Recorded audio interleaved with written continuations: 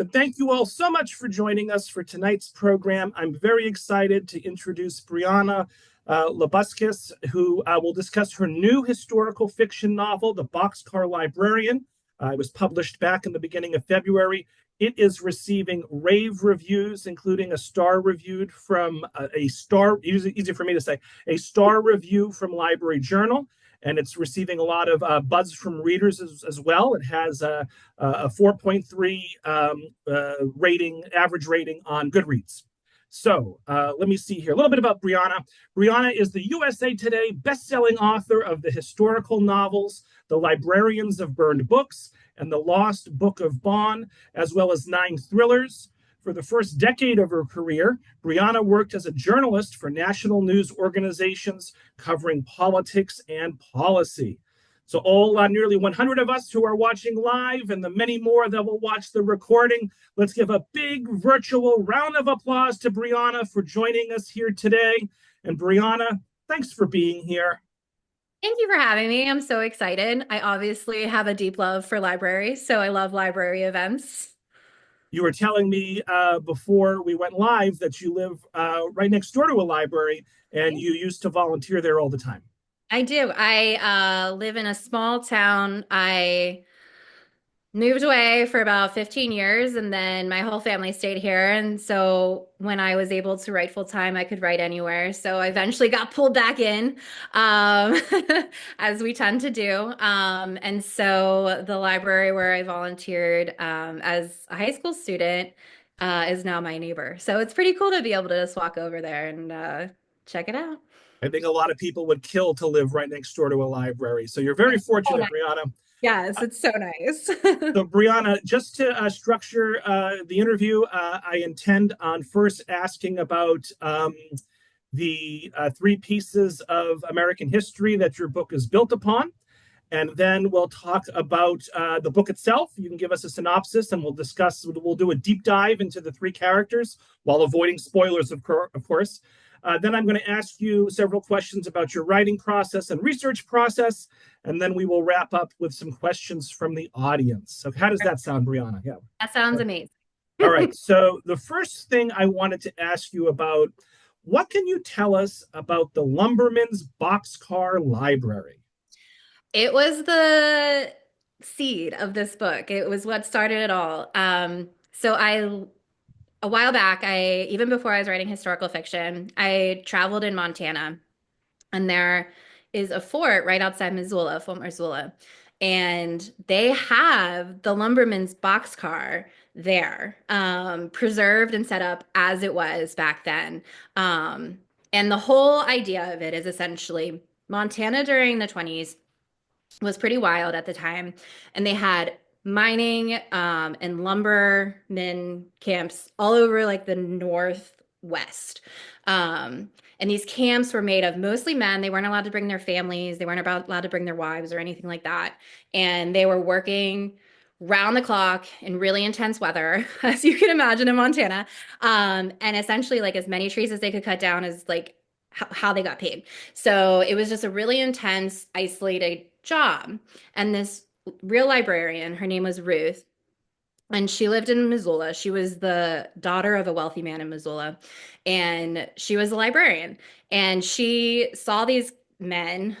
She knew the lives of these men. They were her neighbors. They were her statewide neighbors. And she wanted to help them. And so she came up with the idea of this boxcar that could attach to the trains that took the trees to the mills to get them processed.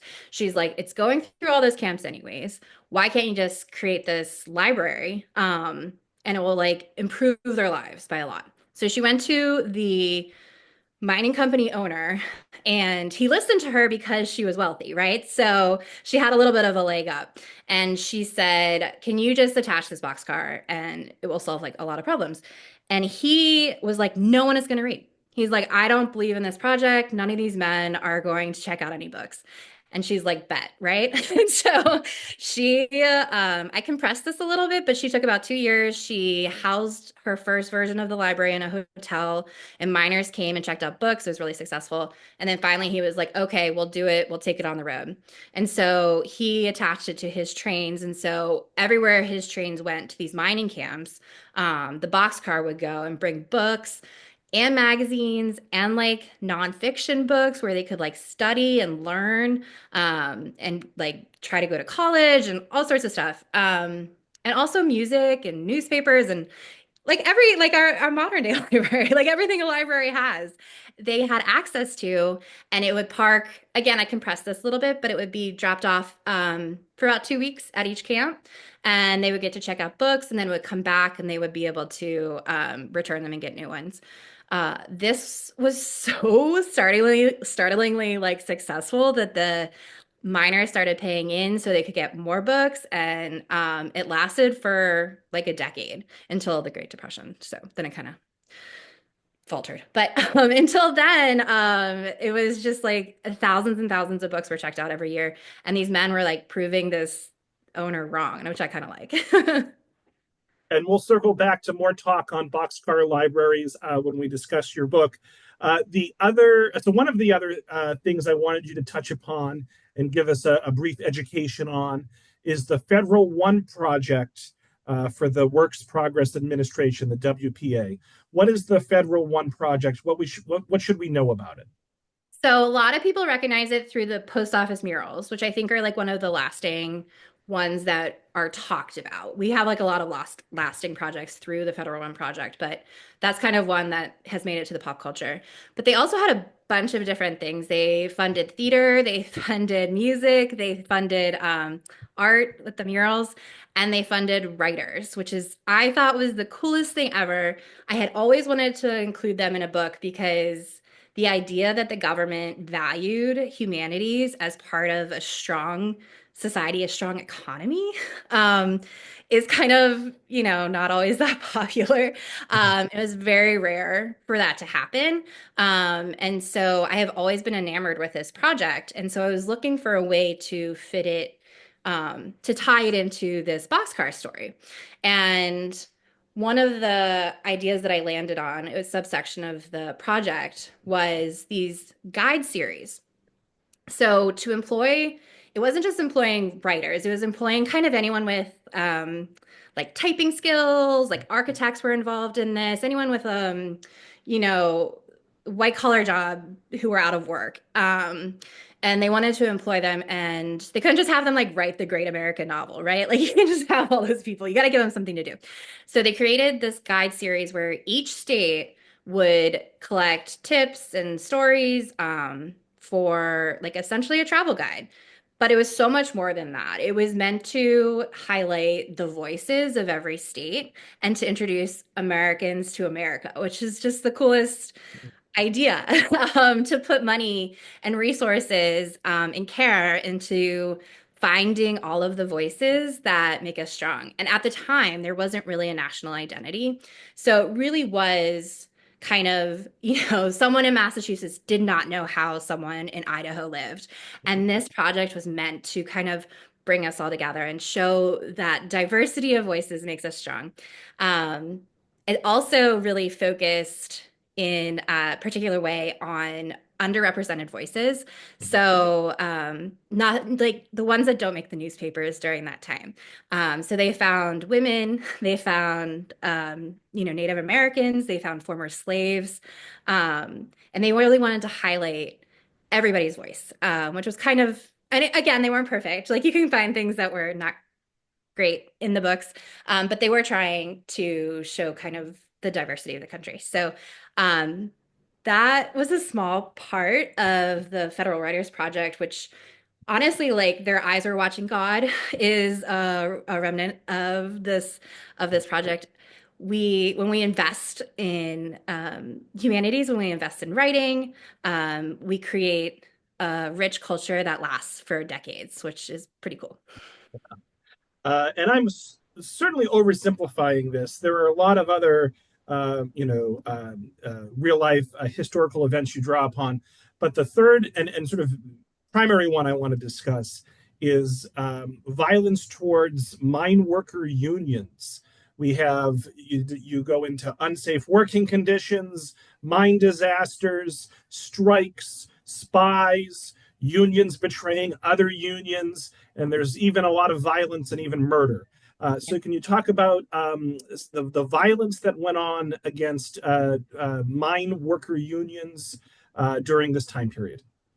Yeah, so I didn't actually start the book with the idea of writing about unions. I started reading about Montana's history. And when you start reading about Montana's history in the 1920s, there's like no escaping the Copper Kings who essentially own the state.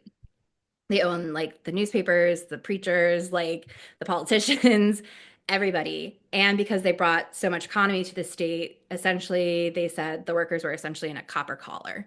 Um, but because they were able to monopolize the economy and all of the resources and everything, they could treat the workers however they wanted. And so they would essentially force them into debt to the company. They would have to buy stuff from the company store, which was marked up.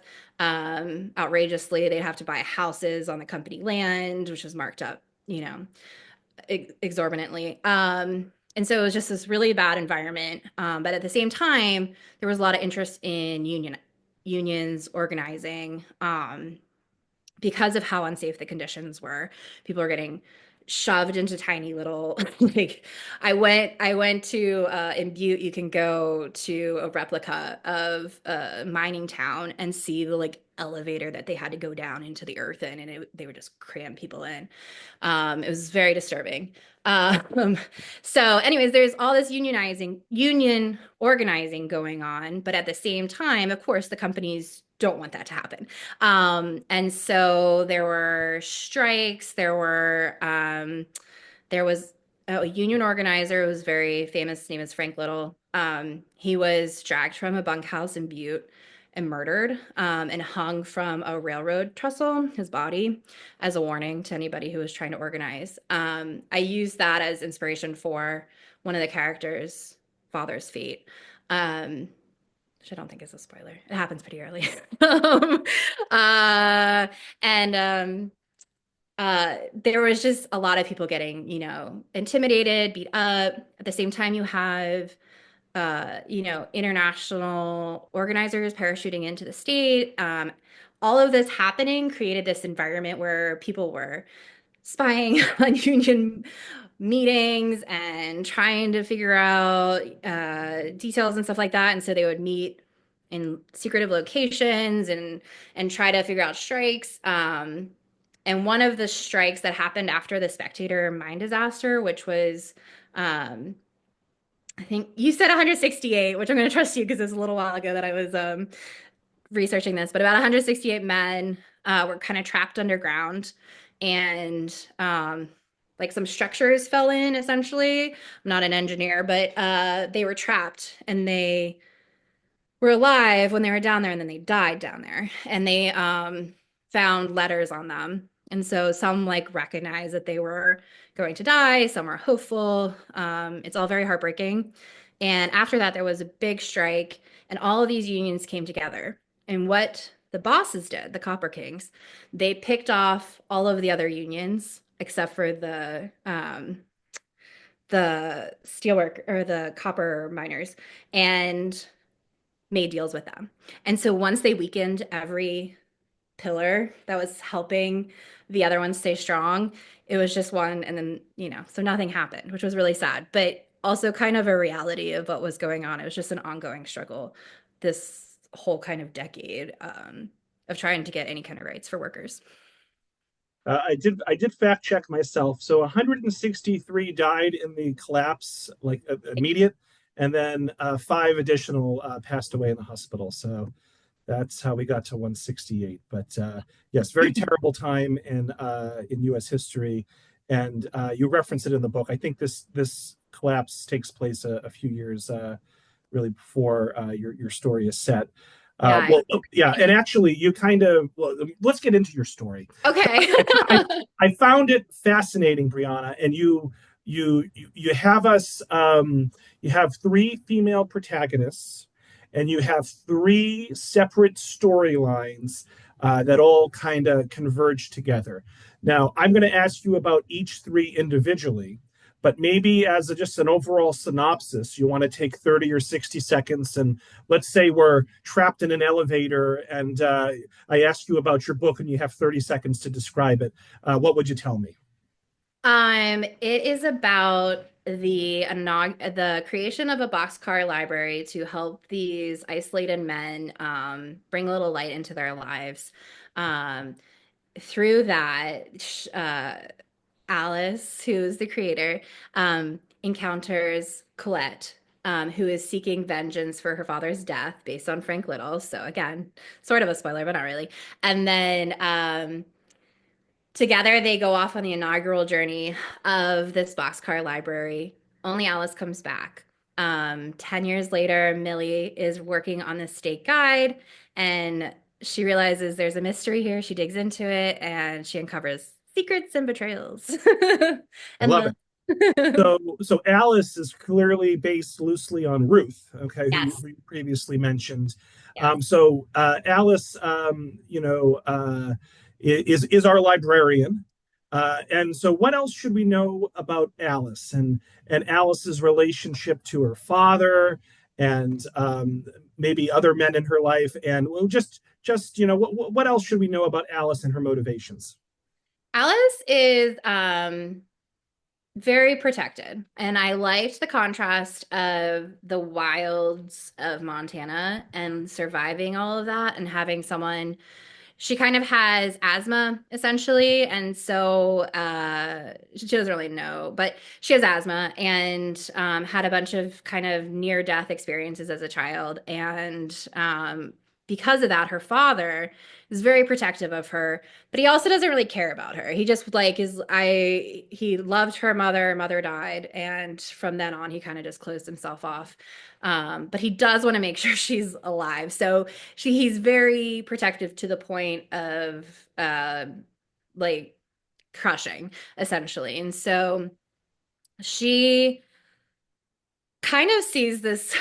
I wanted her to be able to have that freedom moment of like leaving. And that's kind of why some of her character is the way that she is. This very gilded bird in this cage, essentially like a copper collar, her own copper collar. So she lives this very privileged life. And sometimes it undercuts her argument because she's very impassioned about books. She's very impassioned about these workers. But because she's so privileged, she almost doesn't realize how much she doesn't know. And so she's making all these like impassioned arguments, and everyone's like, what do you know like about any of this?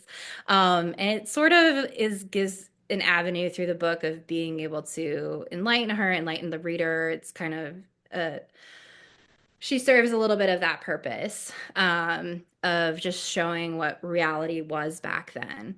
And so yeah, so she's rich because I did want to base her on Ruth. I don't personally like putting fictional thoughts in real people's heads, so I won't ever write like a biographical, like a fictional biography. Um, but I do want to make sure that like Ruth is shouted out. She's my girl. But I did kind of want to make a nod toward her and have that ability to be able to go to a mine owner and say, "Can you put a boxcar on the back of your train?" And like no one else can do that.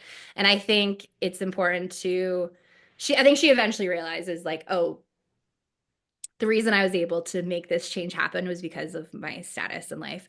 And so that's kind of her, but she grows so much, I think, and she through not only, the experiences, her romances, um, she has a bit of like a love triangle with her father's right-hand man. I really loved that dynamic because he like worships her, but she only thinks that he likes her because he's being told to, and he protects her because he's being told to.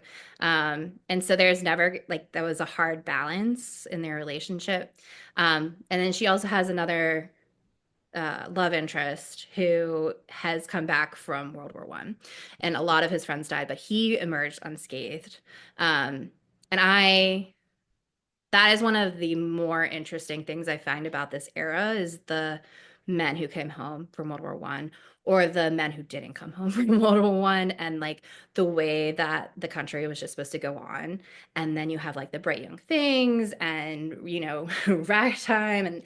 and just, the golden age of the 20s. But you're missing this whole chunk of the population. It almost feels like a little bit of denial. And so I really wanted to examine that through that love interest as well and have her realize that not everyone is going to look the same when they come home from World War One. Next, let's talk about Millie, who I think was probably my favorite character. Good. Millie, who was it punched the senator's son? Of course, he totally deserved it. And Totally. I think Millie is a fictionalized character. Was it her boss that was based on a true person? Yes. Right? Yeah. Yes. I wanted to make sure she was in there um, because Catherine Kellogg, she was one of the brainchild, like she created the Armed Services Edition. Sorry, that's another book.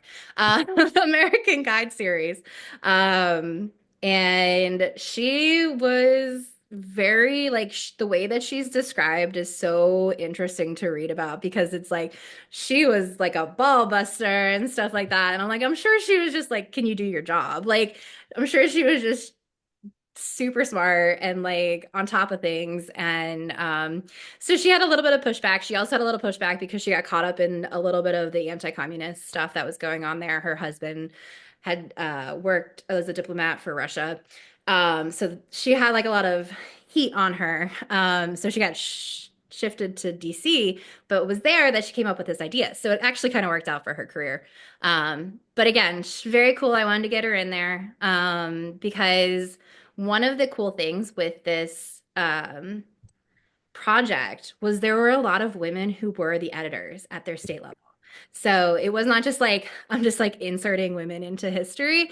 They were actually running the offices at all the states. There was the one in Maine, I want to say. I want to say Maine was deemed like a wildcat. And like, but she got all of her shit done. Like, she got all of her stuff done. I'm sorry. Um, she got all of her stuff done and turned it in like far earlier than anybody else. And there were a couple others that I just drew inspiration from for Millie. The Montana editor was not a woman, but that artistic license. But no, she was I wanted with Millie to explore the themes of like found family. So I wanted her to be like a little bit isolated. Again, a lot of the themes of this book you're going to see through all three characters, just because that's how I like to tell stories. But isolation versus community is like a really strong theme throughout. So in the beginning, she's very isolated, and then she kind of finds this staff that is like at the beginning is very distrustful of her because she's coming from DC and she blames them for this error that went wrong. And she's trying to close down the office. Um, but like she's not really, but they think they are. And then they find their way to kind of like a found family vibe. So that's pretty cool for to explore.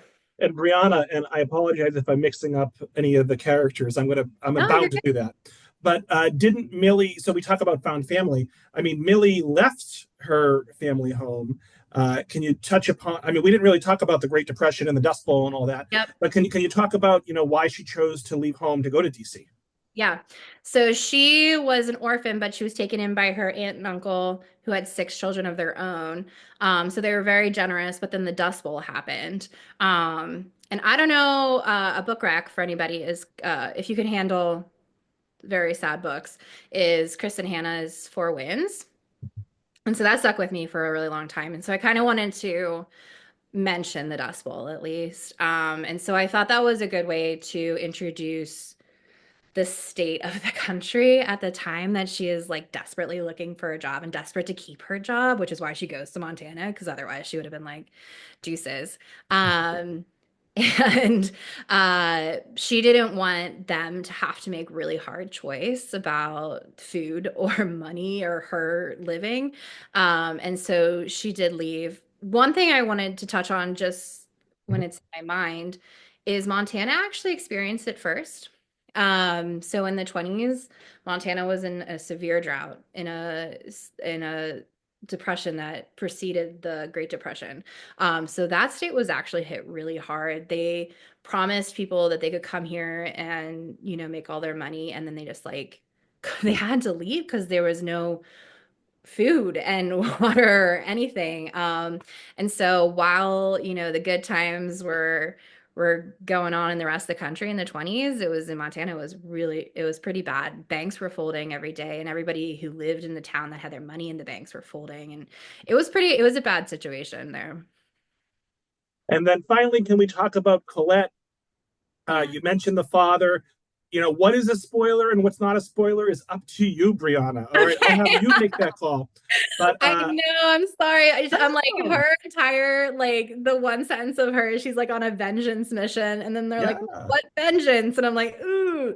Well, Uh, no, yeah. What should we know about Colette? Colette is Oh, I love Colette, but I think she's hard to like.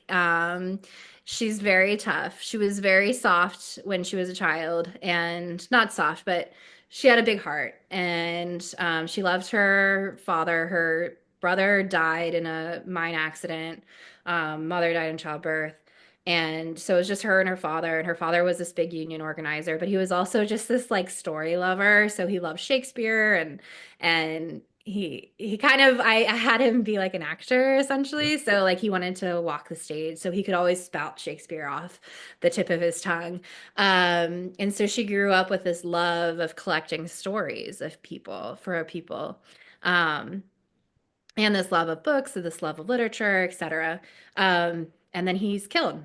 And so her entire world that she built her life around, that her entire like her universe is just shattered. And so she goes on this vengeance mission, which she kind of uses the boxcar to take her to places that she couldn't get otherwise. That's how her and Alice connect. um and uh along the way, she kind of encounters these people in these moments that try to bring her out of it and try to be like, grief, is this really what you want your father like once? Like you're riding the rails by yourself for years, being hunted by, the copper companies and union spies, etc. And at most turns, she's like, yeah, this is what I want. And I think her story is her finally being like, maybe this isn't what I want. And okay, that's it. I'll stop talking. I don't Wow. want to get more away. Yeah, so your book first and foremost is a historical fiction novel, but there's so many elements, of other genres. There's certainly romance. You reference the love triangle of sorts. There's certainly the mystery, several mysteries that sort of are at the heart of the book, and there's a lot of thriller suspense going on as well. It's really, really, really well done. I really enjoyed the book. Thank you. So, Brianna, we're at the halfway point. Folks, if you have any questions or comments, feel free to get them into the chat and into the Q&A. And Brianna, I'm now going to ask you about your writing process Yeah. and your research process. All right, so my first question, just in general, what is your research process like, and how much time do you spend on research compared to writing? So it kind of varies. My first two historical fiction novels were set in World War II or around World War II, the 2 decades around World War II. And I am a big World War II nerd. So like since I was a teenager, I've been like consuming World War II content. So I was one of those things where you're writing about something you know fairly well. And I'm not saying I know like every move on the battlefield, but I know the timeline. So I didn't have to go and be like, well, when did D-Day happen? Or like, when did this happen, etc. So I kind of had a foundation for that. So it made it easier to research smaller things, to just drill down. for Montana, I didn't know that much. And I didn't really know that much about the 20s or the 30s in Montana, beyond what I've been able to pick up through travel, going to museums. That's another part of research that I love. And that usually comes long before the book. So, um, as I go off on a tangent, but the way that I came up, like I said earlier, the way that I came up with this book was just going to a fort.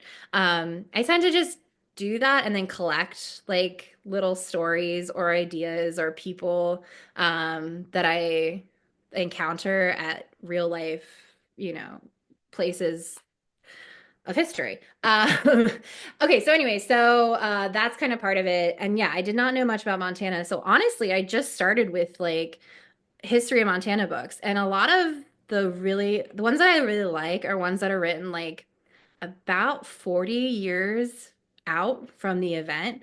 Um, I don't know why. I think it gives it a realistic tilt, but also lets them look back and see kind of a bigger picture, I think. And they experienced it. So, you're reading the history written by someone who was kind of there, at least. So you get to see that. So you start really broad. There is a amazing book. I'm so sorry, I'm not going to remember the title, but it was written by someone who was high up in the Federal One Project. So he knew the create like all these details that are just so cool. Like the Wildcat story came from this book. It was written like in the 60s or 70s. Again, just a little bit of distance, but being able to still have experienced it. Um, and so you get kind of like broader ones, right? So then you start a basis and you're like, okay, I can write this book. And then you start, writing a chapter and you're like, okay, where were the camp? Like where were the lumberman camps? So then you start like trying to find a map of those. Or I'm trying to describe the boxcar and I'm so lucky that Fort Missoula, like I love places that preserve history because Fort Missoula or like the internet like has available blueprints of the boxcar. So you can see like the where the librarian stayed, and you can see the table and like the patroller, like you can see it all. It's just so cool. You can see like the little checkout, like where they made like little whatever those are called, the checkout slips. Which is very cool. So you can start drilling down. It's kind of that's how I usually approach things before I start a book, overbroad. And then as I'm writing the book, I just try to pull pieces that I need, as I go. I would say writing versus research, 70-30, maybe. It is kind of hard because I will just keep there. I usually end up with like 3 or 4 just really foundational books, that I just like will carry with me to different places that I write in my house. Mhm. So if I'm writing, I always have them and I'll be like, oh wait, like what does that say? And then I can just like look it up real quick. Sure. So I want to say like, yeah, 70-30 probably is a good breakdown. All right. Next question. How do you balance historical accuracy with the need for creative storytelling? Yeah, that is a really good question. I think my like do no harm would be like the highest bar. Like I don't ever want to um write something that would ever get stuck in someone's head as the truth and it would be completely wrong. Um so that would be like step one. Step two, like time stuff, I don't care about at all. So like, because you can just explain that. If it took 2 weeks and you make it 1 week, like it's just that compressing time to me, I think is you can take a lot of liberties there. I think beyond that, um, if you are mentioning something real that happened, I try to do it as much justice as I can, which doesn't mean I don't make mistakes. Um, but if I don't want to be particular, then I just won't include it. Like I'll just make up a fictionalized Yeah. version of something that happened and make sure that's why I love author's notes because author's notes will be like, okay, this stuff is real, this stuff is fictionalized, and you can like create plot devices and stuff that are going to move forward. But um yeah, I would never like twists any kind of like real life event into a way that I don't think represents um, the accuracy of what happened. Yeah, I had a follow-up question, but you pretty much addressed it with your Okay. no, you addressed it with your initial remarks. So I always have fun asking this question. What's the most interesting or surprising thing you've learned during the research for this book? Hmm. Oh goodness. I think how much women were involved. I know I already mentioned this, but it was more one of the more surprising things. Women were involved in the New Deal, like the universe, of how many the state editors were there. There were writers, um, and just how much power they were given. I think when we learn about history, we're told like women were so, in the house and they like didn't didn't have any positions of power ever during like up until a certain time.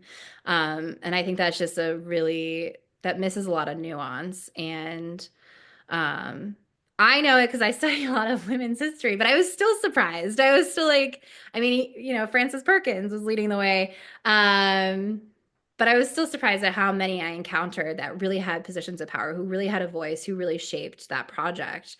I thought that was really cool. Excellent. So I'm going to keep on this thread here, and I'm sure this is a question that historical fiction authors hate to get, but I'm going to ask it. What challenges do you face when writing about real historical events and people? And how do you deal with potential criticism from readers or historians about the historical accuracy of your works? Oh, I again, I tr- in my head, I'm like, this is a fiction book. So I do hope that there are expectations that are set. This is fiction, and the setting is historical. And so, um, I love that there are like garnishes, and I love like pulling tidbits in. I would hope that if someone is interested in somebody that I wrote that is real, they would go and research the nonfiction. Um, books. I know in at least one of my books I have research notes or the books that I used. But a lot of them are also easy. We live in a age of information, too much information sometimes. But um, so I always hope that if someone reads my books, what I want them to take away is interest in the time, the period, like the topic or whatever, and then like set them into set them Yeah. on the path, right? Because that's how I feel when I read historical fiction. I'm like, I want to learn everything real about this person, and sometimes it doesn't match what you had in your head, and that's okay. Um, I I don't know, I was a copy editor, I was an editor, I was a journalist, I worked at a local paper, and so got a lot of feedback like all the time about a lot of people's opinions and Yeah. thoughts. And I'm sure librarians get it a lot, and Oh, yeah. writers get a lot. So I think something that is like if you're specialized in something, I do this if I'm watching TV with a journalist, right? Where I'm like, that's not real. But they're doing the service, like they might be doing it because it services the plot. Like it serves a bigger thing. And so sometimes you just have to be like, yes, someone who is an expert at unions in the 1920s Montana may find something wrong in my book. That is just that's just fiction, literary like fiction when you're trying to create a whole universe of things. And that's okay. Like that's okay that one person felt that way. I'm hoping that I create a world that is to the best of my ability accurate as how I portray it. So I kind of I take it in. But I also have kind of a Zen stance about it a little bit, if that makes So, sense. yeah, it makes sense. So earlier this week, we hosted another historical fiction author who also wrote a phenomenal book. Is it And Lauren? it is Lauren. Yes, yes, Yeah. Brianna. And the one thing I struggled with Lauren's book, and it's not a negative, not a criticism, is that, it was set a century before your book. So it was set in like late teen 1700s, early 1800s. And so I struggled with the dialogue sometimes, the conversations. And I wanted to ask you, how do you ensure that your book feels authentic to the time period while also remaining engaging to modern readers? Yeah, I am gonna answer this in a way that maybe some sticklers won't love, but I kind of have a little bit of a preference for being engageable to modern readers. Yes. I think I would try. I have etymology on my, like, I have Googled etymology of a certain word so many times, like my fingers just know, like, they have memorized to that. Because I never want to use a word that was created post whatever time period I'm working in. I'm very cognizant of that. And it's weird ones. Like one time I said a book in like 1800s and I tried to use kaleidoscope, and I'm like, oh, that wasn't a word yet. Mm. Um, just to be like the kaleidoscope of lights or something like that. And so I'm very cognizant of like word usage, slang, um, anything that would kind of feel like it jolts you out of the book. That would be what I would be more worried about than necessarily trying to mimic exactly how they talked at the time. I think with historical fiction, personally, how I like to view historical fiction is that I like that it's written from our time. Like I like that we are writing about this time. Like if you want to go read very specific dialogue or listen to very specific dialogue from that time period, there are books written then and there are movies created then. Well, later. But so I try to not jolt readers out. That is my main goal, is to make sure it sounds authentic in a way that's not going to pull you out of the era. But I think trying to mimic it also pulls you out. So like I don't know, I like no names or anything, but I've read books where it'll be like normal dialogue and then it'll be like he was a cool cat or something. I'm like, whoa, that is just, it's trying too hard. So I try to kind of strike the balance between those two. So we've approached the 45-minute mark, folks. So we're going to start to transition to audience questions. And again, if anyone has any questions for Brianna, please get them into the chat or into the Q&A. Now is the time. When I asked folks at the beginning to let us know where they're watching from, we do have a couple of folks on the line from Montana, Brianna. And Oh, well, I just saw it like pop up. yeah, yeah. And Holly asks, how has your response in Montana been to the book? I have not heard, but I have a very dear friend who grew up in Montana, and I'm going to send her a copy and just be like, "What do you think?" Because she's very um straightforward and blunt, and I think she's about 70, so she would have lived a little bit, um, not in the 20s, but obviously, but closer to there. So I'll see what she thinks. I have not heard anything, but hopefully good. I love Montana, so. I think part of the book um, that I part of the thread throughout the book that I loved was just being able to be like, look how cool Montana is. Like, I even got to get them into Glacier National Park, which I love, and it looked so different at the time. Um, but it's also really cool to think about people in 1930s going to Glacier. I don't think we usually think about them that way. So I like having that aspect. So these are slightly dated numbers, but appears between library branches, and bookmobiles, there's roughly 200 libraries in Montana. So if your publishers can spring for it, I'd say send a free copy to every library in Montana. The 200 books. There you go. Yes. And something else I wanted to comment on is I totally agree with you that historical fiction is a gateway to nonfiction, to further research. I think I am entertained. I'm both entertained and educated by historical fiction, and if I really become interested in the topic, I'll then move on to works of nonfiction. So yeah, I think historical fiction plays an important role in modern day literature for sure. All right, so next question. Here we go. This is sort of a two-parter. First part, what advice would you give to someone wanting to write historical fiction? Oh, be curious. It's the best way to find um, slices that haven't been like slices of history that haven't been told. I think one of the comments I get a lot is like, how did you find this angle? Especially like World War II, which is pretty saturated. Um, and it's usually just some like, oh, well, I kind of stumbled on it. And then like then you can kind of research more and figure out the way to bring it into a book. Um, but yeah, be curious, go to museums and like go to forts and like listen to podcasts and read nonfiction about whatever historical time you're interested in. And you'll like even like an art museum, you can go and there'll be like a picture of a painting of a woman and you're like, who's this woman? And it ends up being like this like backstory that was so cool. So yeah, be curious. I think be curious.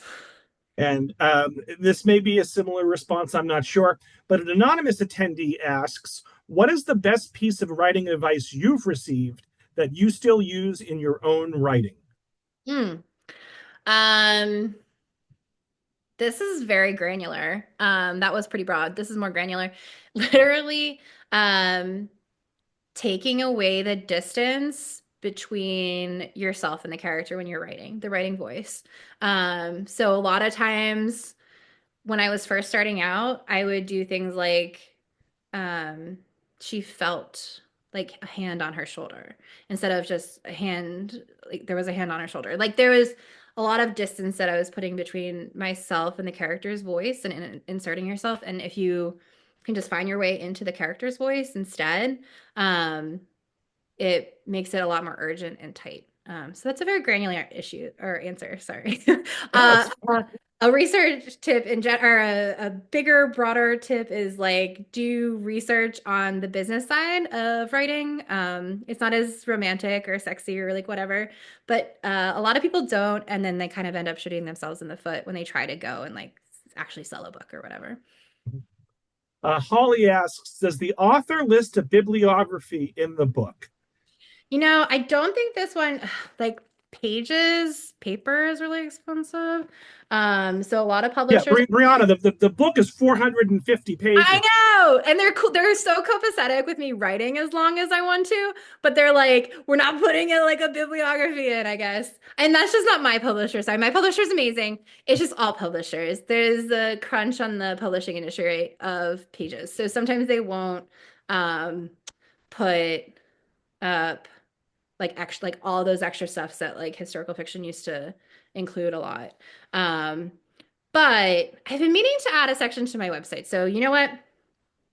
I'm gonna do it. You made me do it. I'll put it on my website.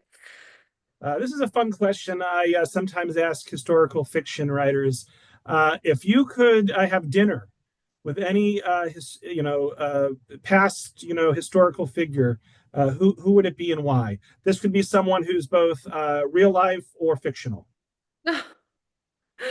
Oh my gosh. Oh my gosh.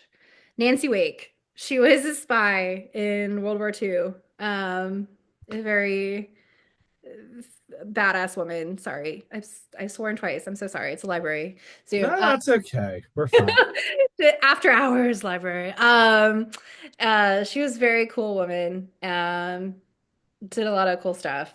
That's just off the top of my head. I'm sure there's like a billion other people. I'm just gonna throw like a Yeah, ever no, that's fine. party. That was an out of left field question. We didn't rehearse that question. I'm like, I need preparation for that Okay. one. So before I ask Susan's question in the chat here, let me just ask her question first. Okay. So Susan asks, do you schedule writing in your calendar? So maybe give us like a day in the life, like how many hours a day do you write? And what is your process for getting a book finished? Maybe how long does it take you to write a book? Okay. Yeah, so my full-time job is writing, and I write in two genres. So I'm kind of constantly either drafting or editing a book.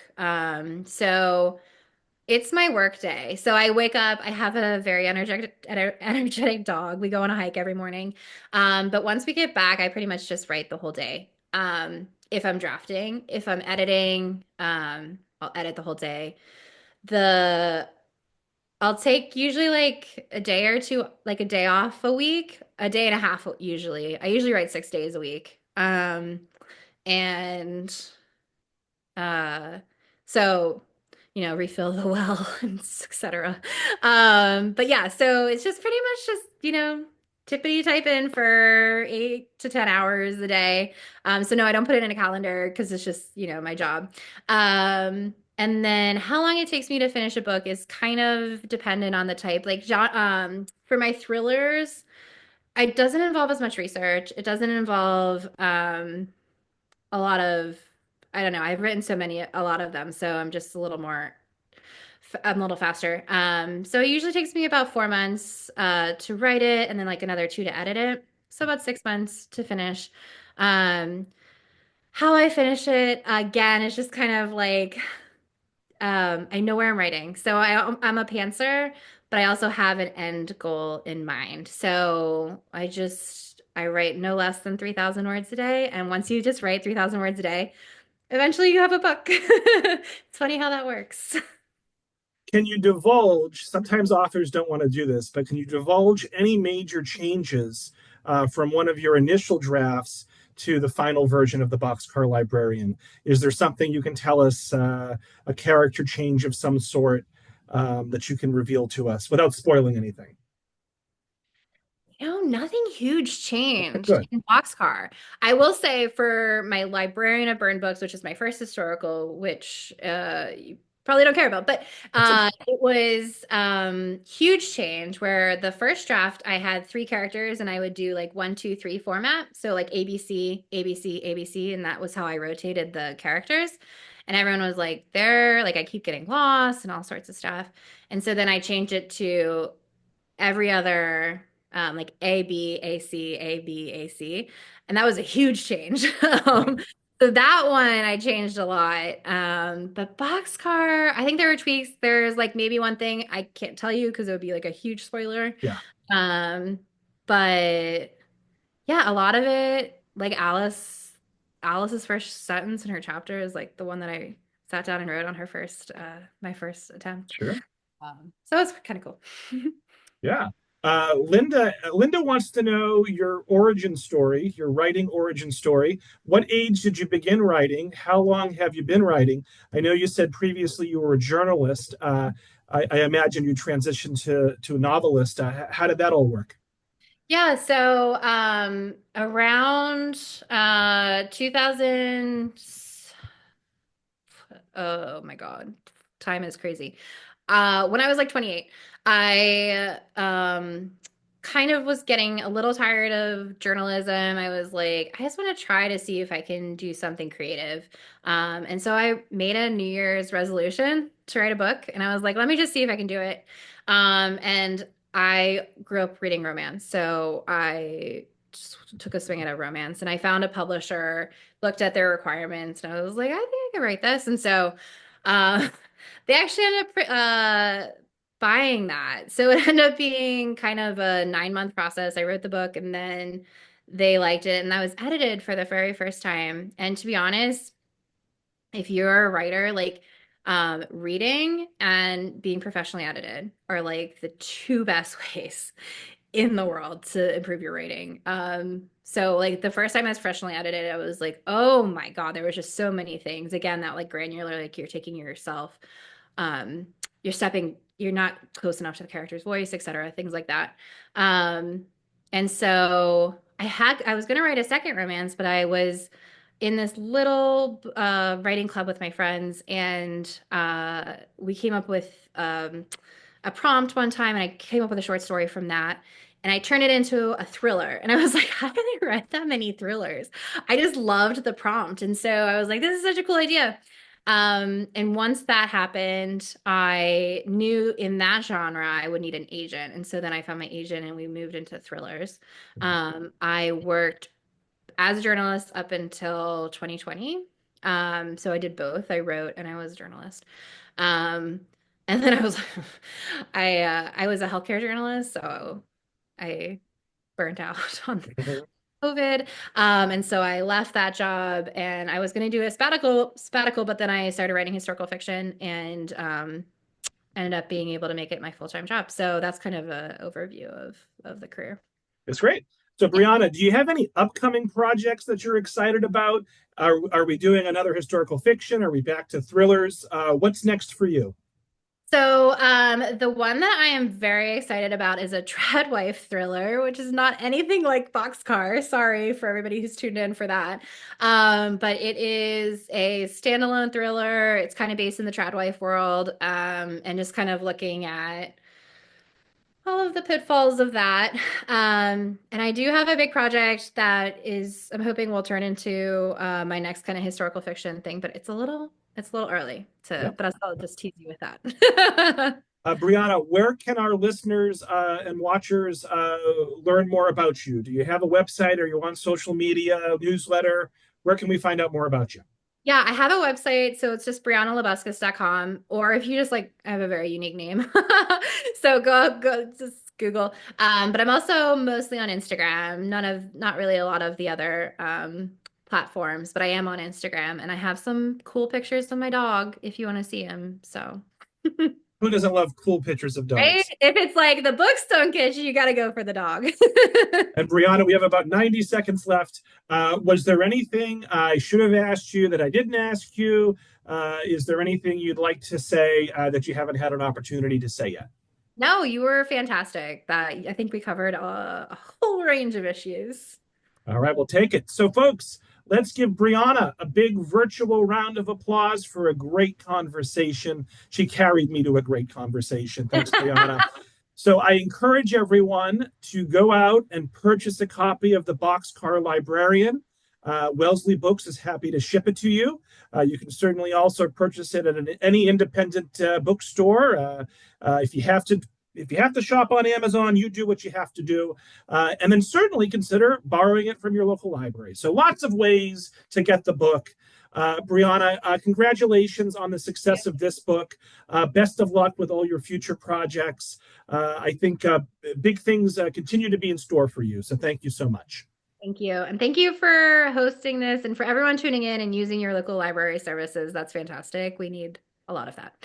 Yeah, yes, we do, especially nowadays. So, Brianna, thanks again. Folks, for those watching live, look for the recording later tonight via email, and please take the feedback survey. So thank you all, and have a great rest of your day.